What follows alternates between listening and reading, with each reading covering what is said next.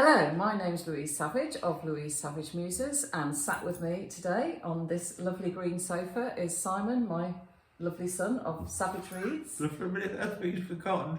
It's Simon, my... Oh, yeah. No, I knew what I was trying to say. We are still reeling from the wonderful event last night to celebrate the winner of the Women's Prize for Fiction 2023. We're absolutely thrilled that Demon Copperhead by Barbara Kingsolver. Well, I might not be. Well, I am. No, I am. I thought I was speaking for both of us here, but clearly not. And, you know, absolutely delighted that this novel won. We really enjoy this prize. It's warm, it's accessible, it's not stuffy. And the party that we went to last night completely reflected that. We met some amazing people. I didn't take a single picture, like not one. No. It was dreadful because you see so many people who you catch up with, but you're just too busy catching up. And also, it's the warmth of it. It's like not just because it's been hot in London, but people love the prize, and that really becomes truly apparent because it's not just people being there because it's a party. It's people genuinely wanting to celebrate the prize. Whoever wins, the shortlisted authors, the longlisted authors, previous authors, the discovery authors, like it's like a soup of joy in a big park. It is actually, that's a wonderful way of describing it. Of course, we had the warmth last night as well. It was like being on holiday somewhere exotic too. One of the things that really impressed me actually was the way that the 6 shortlisted authors seemed to really get on. There didn't seem to be any rivalries, not that you should expect that. Well, but I don't know, you know, it's a competition and somebody's going to win big. I know, but I just felt it was really generous and warm. I know how I feel about this. Well, also we should say the winner is Barbara Kingsolver's Demon Copperhead. It's right here. Yeah, I think I've already said that. Did you? But anyway, I don't know. matter. Sorry. Would you please concentrate? I'm just saying it again. So my question to you was, how do you feel about this as a winner? Because I know what I feel, obviously, but... I'm really pleased it won, and I think it was interesting yesterday how many people who'd watched our predictions video and been like, oh, you're a bit when we didn't get the right one. And I don't feel like that, and I know that sounds like people might not believe that, but genuinely, the shortlist this year was so good that I would have been happy pretty much. Well, I had a top 4 that were all really a joint number 1 on a different day. So that was Marriage Portrait, Trespasses, Firebush and Demon Copperhead. So, and also like, there's 4 reasons that I'm really chuffed about it winning. I think that's earlier. One is the fact that Barbara's just brilliant, and she clearly was so shocked and emotional about it. That became really apparent. 2, I think it is a great book. Like genuinely, I think it's brilliant, and I've really enjoyed reading it and getting to know her work and actually going on to more since I've read it, which is lovely. The third one, which you actually said, I'm really chuffed because she's on Sky Arts, and it's a book club, Sky Arts from Hay, so that's like great that we're going to have like the Women's Prize and Pulitzer winner. And on that note, I was really pleased it won because it was a big finger up at everyone who was saying if you win the Pulitzer you can't win anything else, which I just think is daft, and I just mentioned that in my video. But and then the 4th reason was, this is going to sound really daft, it felt like, and I didn't bring this up with you yesterday because you're emotional anyway, Gran was with us weirdly, because she was my Gran's favourite author, and it just all felt a little bit, I don't know, it felt really right all day. I've been, even though Firebush was my number 1 technically if you're going to rank them, and it's really hard to rank these books against each other, but all day for some reason I thought Trespassers was going to win, but I think that was just because her reading was so good. Oh, Louise Kennedy, honestly, if you ever get a chance to see her, meet her, listen to her, do it, because she is so witty and honest, actually. I think, you know, she says exactly what she thinks. And I really value that. So why are you pleased it won? So I'm absolutely thrilled, and there are a whole host of reasons why. First of all, I think it's really important that there shouldn't be any bar on winning the prize more than once. Oh yeah, I didn't imagine. Because I think that, again, you know, there was a lot of speculation, and I know it went through my head as well, that, you know, could Kingsolver or O'Farrell win this because they've already won before? And it was just such a delight. I mean, we were lucky enough to talk to Louise Minchin, the chair of judges, after the announcement. And, you know, one of our new BFFs. I did ask her about that, you know, she absolutely immediately said, no, it's all about the book. And she said that about the Pulitzer, because I said, did that go through your head? And she said no, and she said, as you know from judging, all of that goes out the window. It's what the text is and what the conversations are in that room. Absolutely, and I think that's so, and although I kind of know that, it's just really refreshing to be reminded of that. And I do think that's one of the things that makes this thing so special. So I think, you know, it is an absolutely genuine winner. I also think that it's interesting when Barbara Kingsolver stood up and read this at the event the night before, all the shortlisted authors gave a reading, and the minute she starts to read it, there is just something crystal clear and so exquisite about her prose. And I think that that's something that comes with experience. And I do worry, and I've been saying this for a long time, not just because I am a senior member of our society, but I do think that we live in a world that doesn't value experience enough. So for me, it's so important that somebody who has been honing her craft for years and years and years, you know, to win a prize like this and to win the Pulitzer as well, what does that tell you? You know, we can't instantly be brilliant at things, or very few of us can.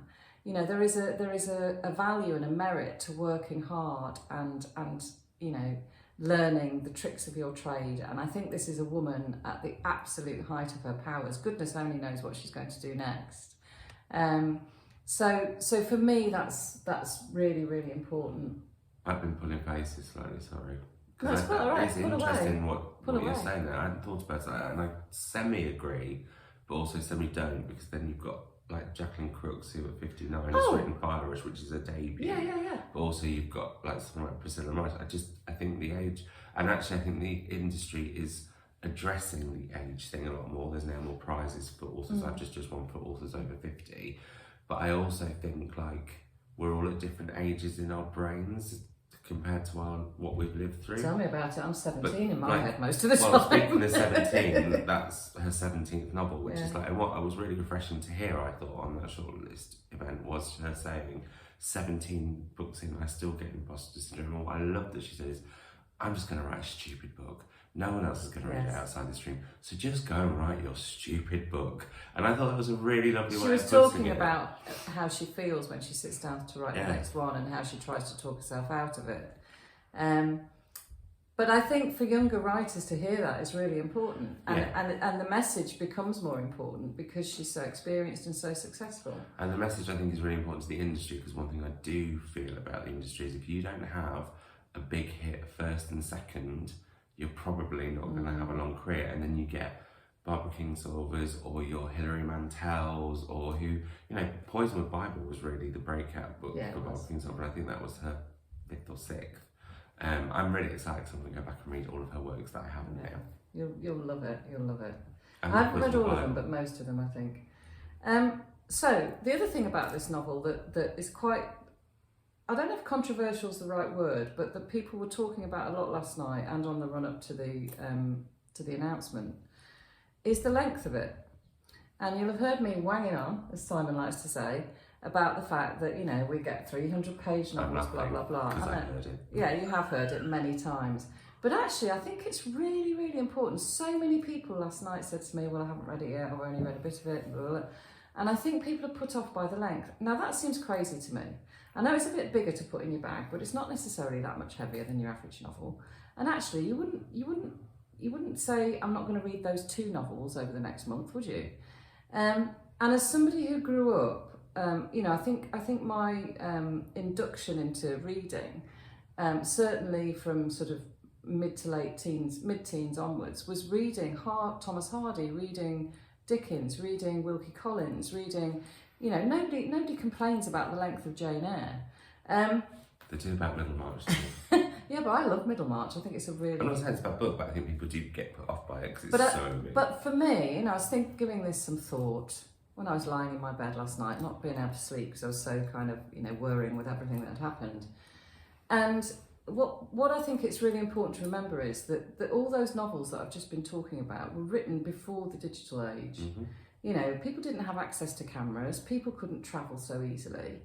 And these novelists were so skilled at bringing people and places into your head.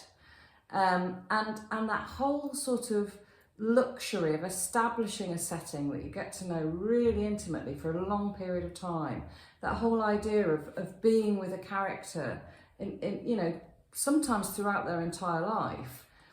I think there's something really magical and slightly different about the way you read those kind of books. And I just think it's a shame if we are, and you know, I get the impression, and it is only anecdotal, that people are being put off reading books that are long. And I just think them, you know, if that's happening, you're missing a trick. I think it's a really complicated one, though, because I think it is partly true what you said. I do think people are put off by longer books. I don't necessarily always think it's the digital age. I think now it's the fact there are so many books to read. If somebody knows their lifestyle is a bit more bitty, they forget that you can read these like a serialised novel, like you would be able to Dickens at the time.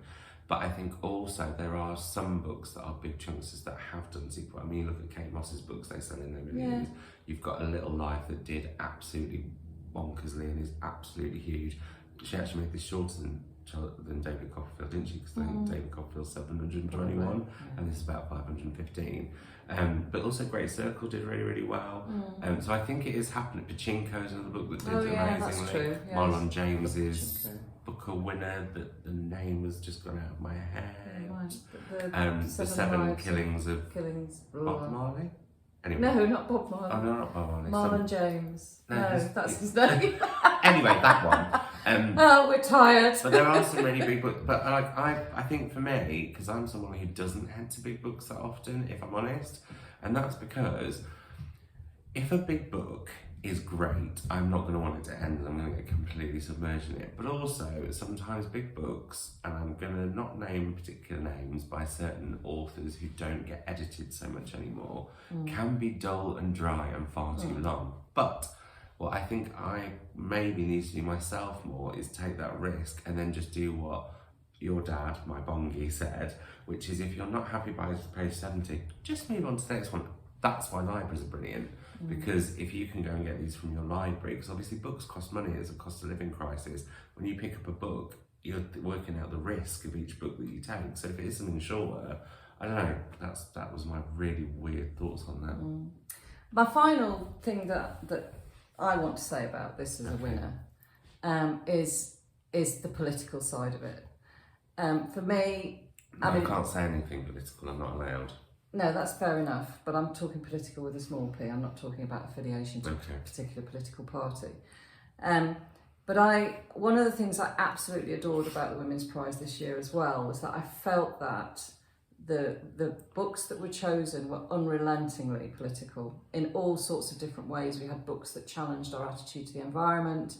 We had books that challenged our attitude towards refugees. We had books that challenged our attitude towards the situation in Northern Ireland. And this particular book is challenging our attitude towards poverty and challenging our attitude towards rural deprivation and challenging our attitude towards the way that huge companies with massive amount of wealth, and actually the wealthy in general, are exploiting and very blatantly exploiting the poor and undervalued, in inverted commas, members of society. And this book tackles that head on. And what was wonderful when Barbara accepted the Bessie, which is the name of the little statue. There's going to be the Charlotte next year, which is lovely, a sister one for non-fiction. I love that. But when she received it, she was incredibly emotional. And I think a lot of that was to do with the fact that in her heart, and it's been very clear from interviews that I've seen, you know, the one that I saw you do with Barbara. Coming in July 2023. In that interview, it's so clear that this novel was her desire to bring to the world's attention the shame that we all should carry. For the fact that people are being treated like this still. And actually, the fact that she's mirroring Dickens, who, you know, was in Victorian England, which we tend to sort of look back on and think we're so much more advanced, we're so much more superior, But actually, if we're still treating people as badly, his mission was to expose poverty as well, wasn't it, and social injustice, and you know, she still felt the need to do that because there is a need to do that, and again, for me, that's probably the most important reason why I wanted this book to win, and maybe the reason why it did win.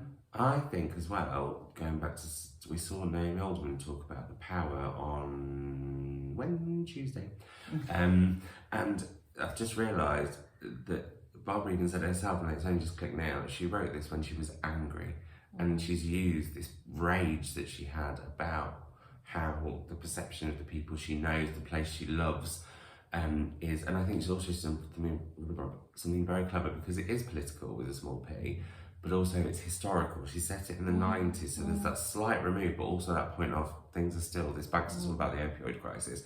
One thing I would say, if hearing the term political instantly puts you off a book, which I think it will do a lot of people possibly, I think it's also, it is a political novel, but it's really a book about people and humanity and how we go through the things we go through, and it's a tough life, but there's so much joy and richness out there. That is but how we need to look at our prejudices and our perceptions. Yeah, that is what the word political means. I know, but I think people don't think of it like that. No. I think people just think, oh God, well, it must be about, I don't know, Trump, or it must be about whatever. I have no political leanings because I've been on, what's it called? That thing, training. Impartiality training. Oh, gosh. Is it working? On politics, yes. In your private life? I'm not discussing that because I'm impartial. Anything else you'd like to say before we close, Simon? Just that I'm chuffed it's won, and I'm looking forward to reading a lot. And that's the other thing actually I was going to say. Going back, the fact that if you've not read Barbara before and you're now going to this and you love it, you've got 60 more novels, several poetry collections, 2 short story collections, a collection of essays, and some other non-fiction to go through. So, you know, it is a... Keep you busy for the rest of the year. It will do, and I also think as well, there'll be people saying, oh, she doesn't need it, she's won the Pulitzer, or she doesn't need it, she's on book 17. That's just not how it works. I'm a great believer. The one final thing I really want to say is watch the Booker, because I have a feeling this book could just sweep everything this year. Wouldn't that be amazing? And I think that would be quite the thing. Yeah. And she's great, so I'd like she's my new BFF. Good old BK/Babs/Barbara. I bet she didn't like Babs very much. I didn't actually say that to her at any point. So thank you very much, Simon, Pleasure. for joining me to discuss our reaction to... That's it for Women's Prize 2023. I know. Do you know what? I'm going to put this book down now, but it is a... You know, well, we really look forward to doing it. And then it becomes, you know, all-encompassing, and you sort of almost breathe with a sigh of relief when you've read them all, because, you know, it is quite the project.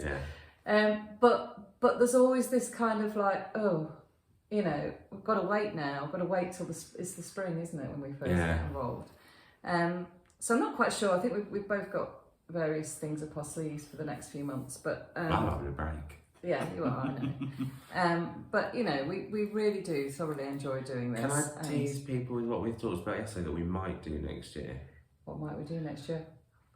Well, basically, we were talking about how between shortlist and the winner, we've read them all, so there's this kind of sort of quietness. And because the next year there will be the 2 prizes running together, we're not going to read all 32 because it may well be 16 on each long list.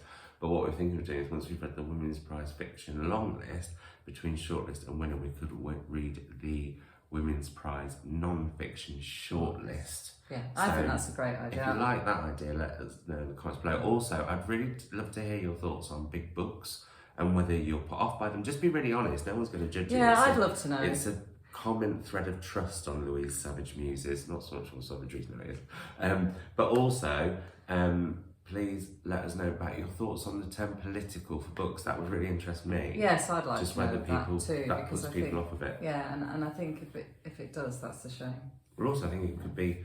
I'm not suggesting any more videos for your channel, Louise, but I think looking at political books with a little p could be a really, really interesting video. You just sown the seed of a dangerous idea. Because impartial Savage can't do that. No, but I can. Well, thank you very much, everybody, if you've stuck with us right to the end. We're exhausted now. We're going to go and catch a train. Do you do the thing ever where you ask people to leave you an emoji to test if they've got to the end? No. Leave an emoji of an orange because Mum's wearing orange and the prize used to be called the Orange Prize in the comments below if you've got this far. I don't know. Oh, I don't know, I did that wink. No, I don't. It's a bit odd. Oh, Anyway, thank you very much, everybody. Bye!